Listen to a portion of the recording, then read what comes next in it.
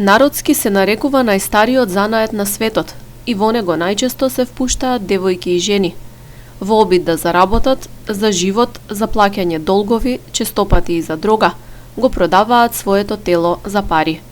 Проституцијата цвета и во модерното доба, а на гостиварските простори тоа се докажува преку искуствата и податоците на невладиниот сектор, што се занимава со оваа проблематика. Невладината HELP потврдува бројка од околу 270 сексуални работнички кои давале услуги во регионот на Гостивар. Организацијата спроведува посебна програма преку која овие жени и девојки добиваат бесплатни гинеколошки прегледи, советувања, тестирања за болести и слично.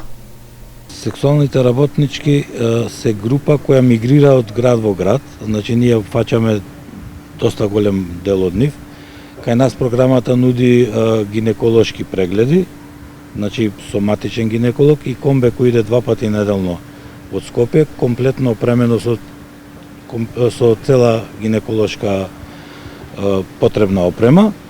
Значи се вршат прегледи на нив, им се дава терапија, тоа е се бесплатно, значи го покрива HELP Удруженијето, односно Министерството за здравство, бидејќи сега работиме под закрила на Министерството за здравство на нашата држава. Нудиме советувања разни, нудиме тестирања за HIV-сида и хепатит С. Лицата кои даваат сексуални услуги се сметаат како високоризична категорија за HIV-сида и хепатит С.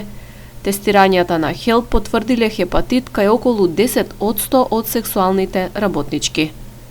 За среќа кај нас се уште не е откриена HIV-сида или хепатит С. Овај HIV-сида од хепатит С има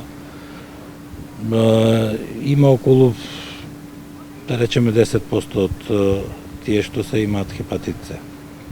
Програмата што ги офаќа сексуалните работнички во Гостивар се спроведува од 2008 година.